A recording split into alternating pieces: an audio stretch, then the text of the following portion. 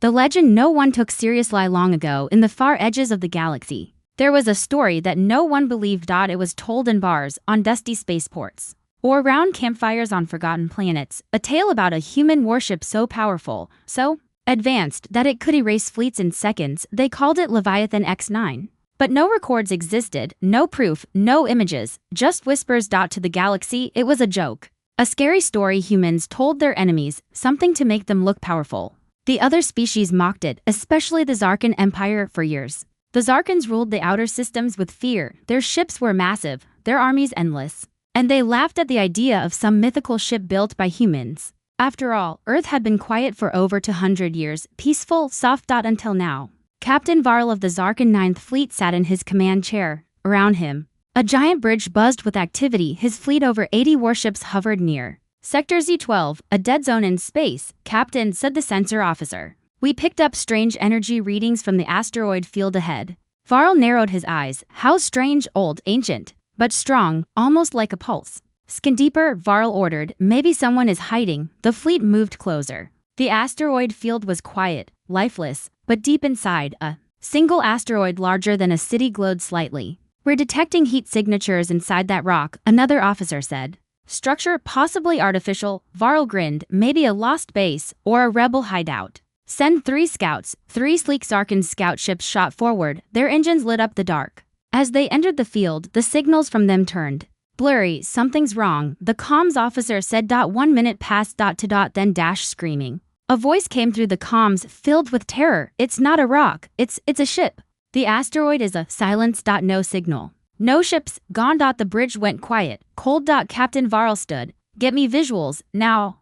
The screen flickered, then cleared. A shape emerged from the asteroid dust. Massive. Impossible. A ship made of black metal, covered in scars. As large as a small moon, lights blinked across its surface like angry eyes, and then it moved. No way, Varl whispered. It's just a story. The Zarkan officers began to panic. Sir, it matches the description of the Leviathan. Don't be stupid, Varl barked. That's a children's tale, but deep inside, he felt fear. A fear he had not known in all his years of war. Another officer spoke. Sir, it's powering up, energy levels rising fast. Back the fleet up, do not engage, Varl shouted.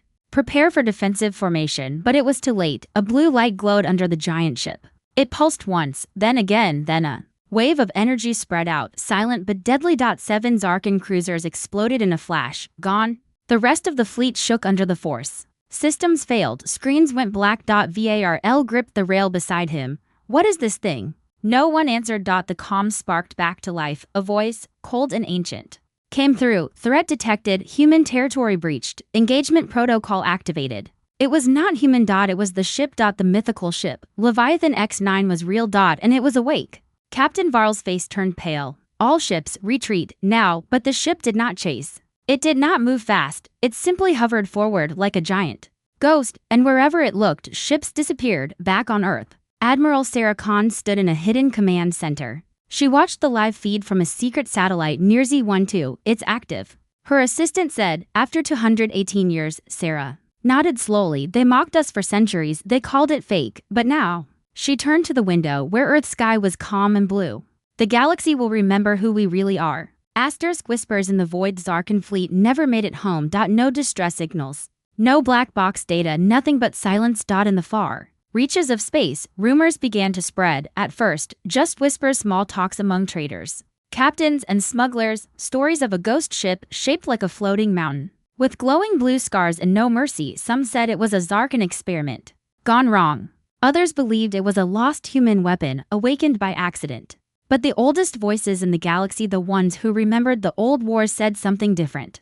It's real, said Captain Eno of the scavenger ship Drift Crow. He sat at a grimy table on Station Yara 4, his cybernetic eye flickered as he spoke.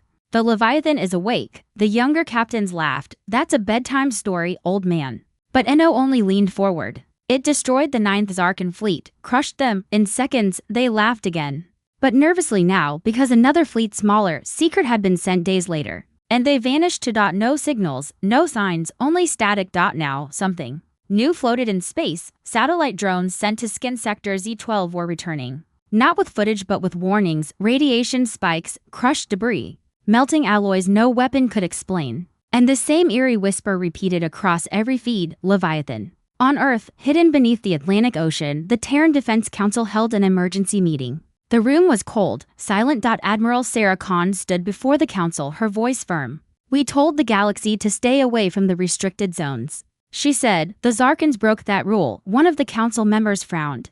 "You're saying it activated because of them?" She nodded. Leviathan X9 was designed to protect humanity without needing a command. It watches, and when a threat crosses the line, it reacts. "But it was shut down," another said. "Buried, forgotten." "Not forgotten," Sarah replied. "Just sleeping." The room fell quiet. "We need to speak to the Galactic Council," someone suggested. "Explain this was a mistake." Sarah shook her head. "It's too late, they've already noticed." In the heart of the Galactic Council chambers, panic was rising. Representatives of over 60 civilizations watched the footage in horror. A massive black ship, its surface moving like living metal, blue lights glowing like eyes. Alien weapons fired then disappeared into nothing. Council leader Huron stood up, his tendrils trembling. "This cannot be allowed. Humanity built a monster, and they never told us." The Cyrene representative, tall and thin, raised a finger. "You all mocked Earth, called them weak. You laughed at their legends. Now you fear them." The room fell into chaos. Some demanded Earth's removal from the council. Others called for war. A few, wiser than the rest, whispered something else. "Perhaps we leave Earth alone." Meanwhile, in deep space, a small civilian rescue ship named Echo's Reach drifted near the edge of Sector Z12. The crew had one mission: search for survivors from the lost fleets. Captain Juno, a young woman with silver hair and calm eyes, guided the ship carefully. "We're close," her pilot said, "but I don't like this." "Keep scanning," she replied. "Any life signs?" "None, but something is following us." Before they could react, the ship jolted. Lights flickered. On the screen, shadows moved behind the stars. Then came a voice, mechanical, cold. "Warning, human vessel, turn back." Juno froze. It knows we're human." Suddenly, blue lights lit the dark. The Leviathan appeared, silent and still, watching them. "Is it protecting us?" the pilot whispered. The ship did not fire. Instead, the massive warship scanned them. Then, without a sound, it turned and vanished into the mist. Juno sat down slowly. Her voice shook. "We need to tell Earth. It's not just awake, it remembers us." All over the galaxy, fear turned to chaos. Pirate clans canceled raids. Empires paused their expansion. Smugglers avoided Earth routes. And the Zarkan Emperor, furious at the loss of two fleets, ordered something unthinkable. "Call in the Red Spears." All of them, his generals gasped. The Red Spears were their most brutal weapon, banned by Galactic. Losh-cloned warriors, trained only to destroy. "If that ship is real," the Emperor growled, "we will tear it apart." But no one cheered, no one moved, because deep inside, they had all seen the footage. And even the Red Spears would not be enough. The war had not begun.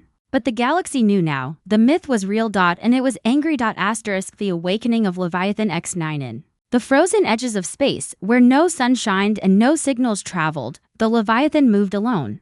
It was not just a warship, it was a memory. A sleeping giant built in secret by ancient human engineers. During the final days of the last galactic war, back then, humanity stood alone, surrounded by enemies on all sides. Desperate and outnumbered, they created a weapon not meant for war but for silence, a protector to watch the stars while Earth healed. And then they buried it. Now, centuries later, the Leviathan had awakened, not because it was called, but because the threat had come too close. Inside the ship, no crew walked the halls, no footsteps echoed. It was alive without people. Artificial intelligence ran its systems. A mind called Nova lived at the core, ancient yet sharper than anything in the galaxy. Nova scanned the nearby debris fields. Ships floated in pieces, fires flickered out. Silence returned, threat level reduced, remaining hostiles 0. The system spoke aloud, though no one was there to hear it. Asterisk in a chamber near the heart of the ship. A screen flickered with old datafaces, names, coordinates. Earth was still there, humanity had survived, peace had held, but Nova did not trust peace. Not after what it had seen during the war. Sensors stretched across 100 million kilometers. Drones spread through the sector like ghosts. Nova was watching everything now. In the nearby system of Erelon Prime, the Zarkan Red Spears assembled. Hundreds of blood-red ships, brutal, fast, born for war. Their mission, destroy the Leviathan. Commander led the fleet, a creature without fear. Taller than most, his armor shimmered with trophies of past kills. His voice shook the command deck. "This time, we do not send scouts, we strike with fire. We strike with rage. No more stories, we burn the myth down." The ships jumped through hyperspace, straight into Sector Z-12. And Leviathan was waiting. Without a single word, it powered up. Inside the AI core, Nova activated ancient systems no enemy had seen before. Weapons that twisted gravity, shields that bent time. It did not hesitate. The moment the red spears entered range, the Leviathan launched its first defense. It looked like light, but it was not. It was something older. Human scientists once called it zero flare. A wave that removed energy itself. 3 of the red spear ships vanished, not exploded. Not damaged, just erased. The rest opened fire, their weapons screaming across space.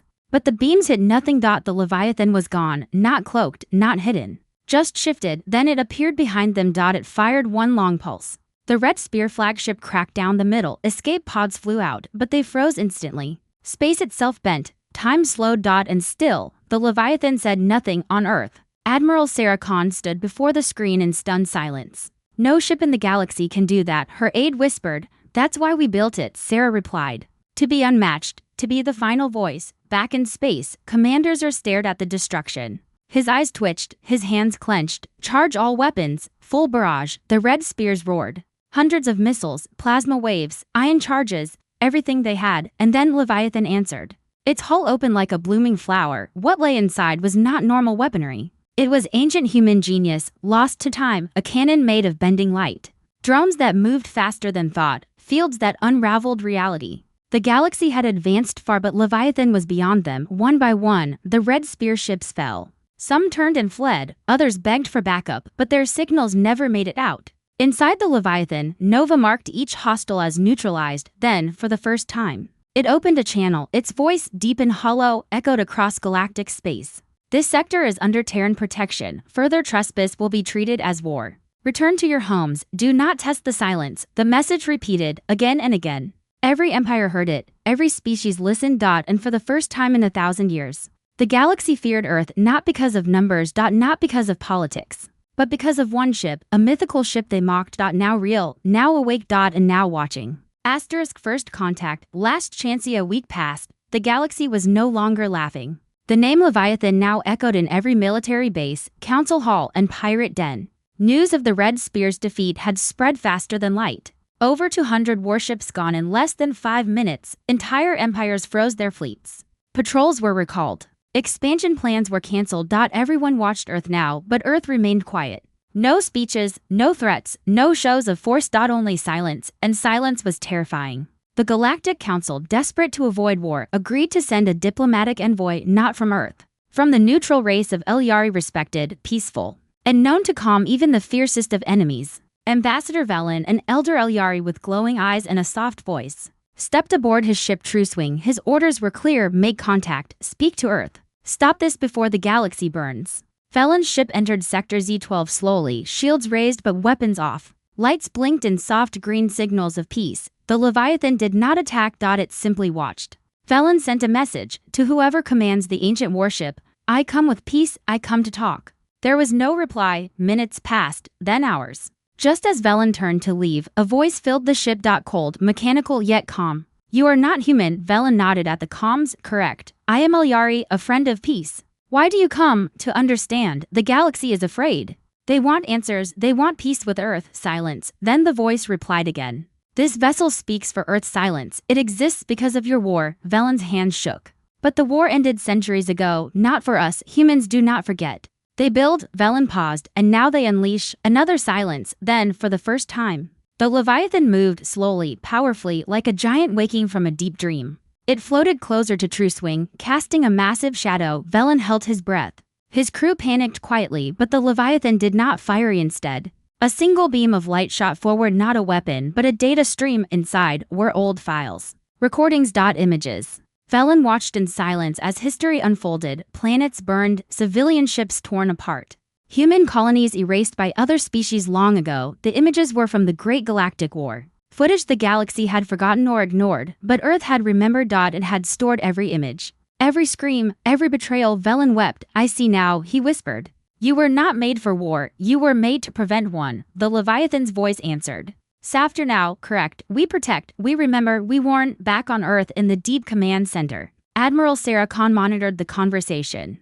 Her hands were folded, her face calm. Her aide spoke. He understands. Sarah nodded. Let him carry the warning. 2 days later, Ambassador Velen stood before the Galactic Council. He said nothing for a full minute, then, slowly, he placed a small glowing cube on the floor. It activated instantly, the entire council chamber turned dark, then the images began, destruction. Fired screams, the forgotten war crimes of the past, now on display. Some council members turned away. Others gasped, many cried. Velen's voice finally echoed through the chamber. We created the monster by becoming one. Earth built Leviathan to remember the pain we forced on them. Silence followed. Then came fear. If they remember that much, the Torcan delegate whispered. What else have they built? They only unleashed one ship, another said. One, the chamber buzzed with panic. But Velen raised his hand. Earth is not our enemy, he said. They only want to be left alone. They created a line, a boundary, and we crossed it. What do they want now? Someone asked. Velen closed his eyes. Nothing. The council went quiet. They do not want war. They do not want tribute. They do not want talks. They want silence. They want peace. And if we stay out of their skies, they will not return. But not everyone listened. In a dark corner of the galaxy, the Kresh Dominion gathered in secret. Their leader, High Warlord Drex, growled as he slammed his fist onto a war table. This is weakness. We bow to one ship, one old ghost. His generals nodded. We will send 10 fleets, Drex said. We will not rest until we rip that ship apart. They began preparations immediately, and once again someone crossed the line. In deep space. The Leviathan sensors lit up again. Nova stirred. The silence was broken. A warning had been given. Now, it would act. And this time, there would be no survivors. Battle of the Mockers. Kresh Dominion sent their 10 fleets with pride. Each ship was lined with jagged armor, blood-red lights pulsing along their hulls. The engines roared like beasts. Every commander aboard swore to tear apart the ancient myth. Their orders were simple: destroy the Leviathan and crush Earth's pride. They didn't sneak in. They came screaming through the stars. 10 fleets, 860 warships, loaded with Nova bombs, void torpedoes, and pulse rifles stolen from 10 conquered species. The galaxy watched in silence. The Leviathan waited. It began near the burnt remains of the old Red Spear battlefield. The Kresh ships moved in formation, surrounding Sector Z1 from all angles. Triangular assault wings darted ahead, scanning for traps. Commander Drex stood aboard the Dreadhole, the largest vessel in the Kresh fleet. His smile stretched wide. Bring me its head, he growled. I want the story erased from every mouth. Let no human tale survive. His voice was met with roars across the command deck. Then a soft blink on the radar. A small object appeared at the edge of the field, slowly spinning. Just one, the bridge crew laughed. A drone? No, Drex said, leaning closer. That's it. The Leviathan emerged from the shadows like a creature born from darkness itself. Not rushing, not afraid. It hovered alone. Silent. Still. No shields raised, no weapons visible. Target locked, said the Kresh weapons chief. Drex raised his hand. Fire everything, and they did. 860 warships fired at once. Missiles, lasers, plasma, kinetic rods, warp mines, all of it. It lit the sector like a second sun. No ship could survive that. None should have. But when the fire cleared, Leviathan remained untouched. Unmoved. Still silent. Drex froze. What? A soft glow began to spread from the Leviathan's underbelly. Then the front. Then the wings. Not fire. Not energy. Something else. The Kresh crew watched in horror as their scanners broke, codes scrambled, coordinates collapsed. Ships drifted off course, communication vanished. EMP, one officer shouted. No, another said, shaking, something worse. Then Leviathan spoke, not through speakers, not through radio. It entered their ships. Their minds. You were warned.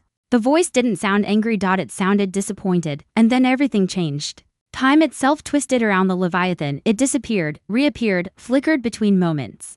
It moved like a memory trying to escape history. One Kresh ship, the Fangstorm, launched an escape pod. The pilot inside saw something no one could explain. Drones spilled from Leviathan's core, silver, needle-thin things that pulsed with blue lightning. They did not fly, they jumped across space, instantly appearing across the battlefield. Each one cut through a ship like it was paper. No explosions, just silence, hull split. Engine stopped, crew froze in place. It was surgical. Clean. And terrifying. Back on Earth, Admiral Sarah Khan stood before the global defense monitors. Dozens of world leaders watched the same thing. No one spoke. Some cried. One whispered, we made that? Sarah nodded. We did, and it is doing exactly what we made it for in the battlefield. Half of the Kresh fleet was gone. The rest turned to flee, but there was nowhere to go. Leviathan created walls of light energy fields that bent reality, forming invisible cages across space. Ships slammed into them and crumpled like toys. Commander Drek stood frozen on his bridge. "Why aren't we winning?" he whispered. His second-in-command looked at him, pale.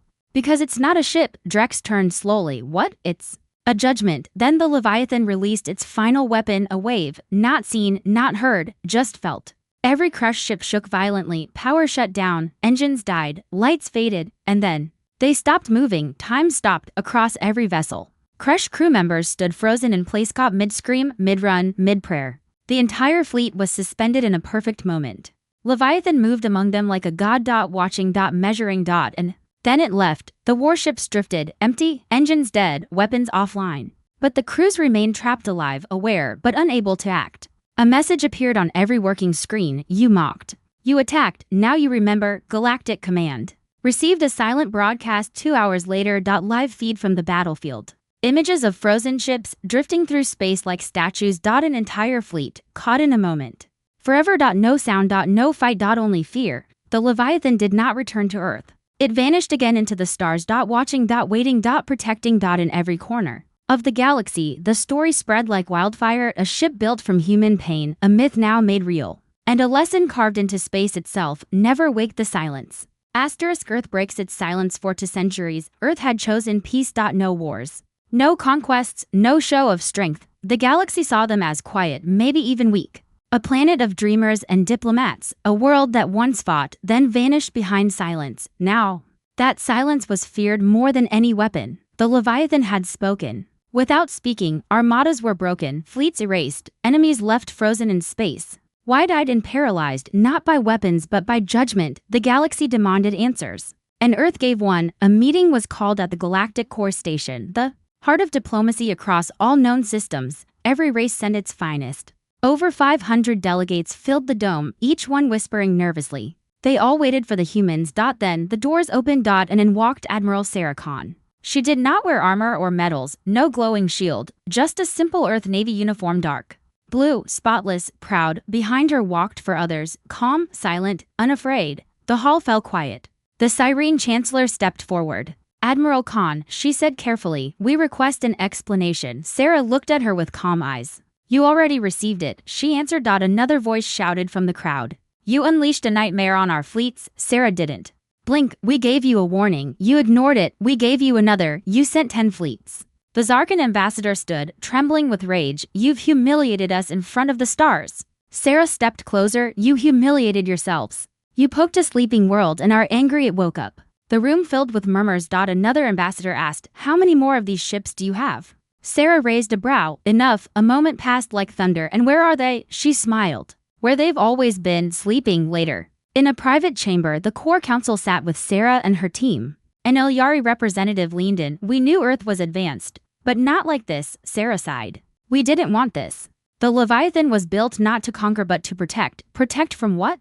She stared out the window. "From what the galaxy used to be." She handed them a black cube. Inside it were recordings, documents, memories, colonies destroyed, children buried in rubble, human diplomats shot on sight, hundreds of broken treaties, hundreds of attacks, all ignored by the galaxy. Earth remembered it all. One council member wept. "You never retaliated." Sarah nodded. "We could have. But we didn't want war, so we built a last line of defense, a myth hidden deep. One that would only wake if we were pushed too far." A long silence fell, and then, finally, the council leader stood. "What do you want now?" Sarah stood too. "We want nothing. No land, no power, no revenge. Only this." She looked each of them in the eyes. "Leave us alone." The message was clear. Earth was no longer playing politics. It had drawn a line in the stars. Anyone who crossed it would face the Leviathan and worse, across the galaxy. Military forces were pulled back from human borders, trade routes were rerouted. Exploration near Earth systems stopped completely. No one dared test Earth's patience again. But while fear spread, something else began to respect. On distant planets, alien children whispered the story of the silent ship. Old warlords erased invasion plans. A new law spread through criminal networks. Do not enter human zones. Some even began calling Earth by a new name, the sleeping giant. But not everyone feared. One group watched from the shadows. Unknown, silent, buried deep beneath the galaxy's oldest star. Their eyes weren't wide with fear but with interest. They studied the Leviathan's power, not to avoid it, but to replicate it. In a dark lab, a tall figure whispered, "They've done it. They built what we failed to build 1,000 years ago." Another voice replied, then it's time. Begin Phase 1. Back on Earth, Admiral Sarah Khan stood alone on the highest balcony of the World Defense Complex. She stared at the stars. So quiet, so beautiful. Behind her, a young officer stepped forward. Admiral, what if they return? Sarah didn't turn. She simply said, they won't.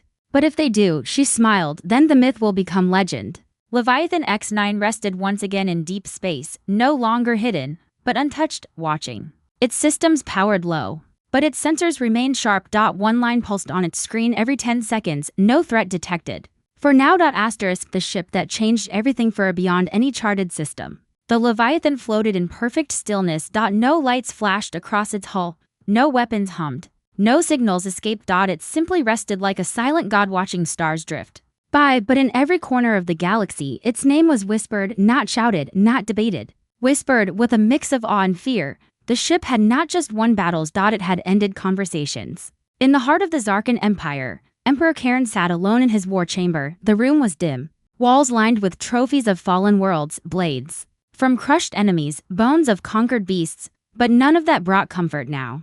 A single screen glowed before him, a still image, the Leviathan motionless, distant. Surrounded by the frozen wreckage of 10 fleets, he had sent his best, his strongest, his red spears, all gone. He clenched his fists, but his voice cracked. It's just one ship. His advisor spoke softly from behind, and it was enough. Across the galaxy, changes began to ripple like waves through still water. Warlords turned into peacekeepers. Pirate kings dismantled their fleets, outer rim systems that once feared.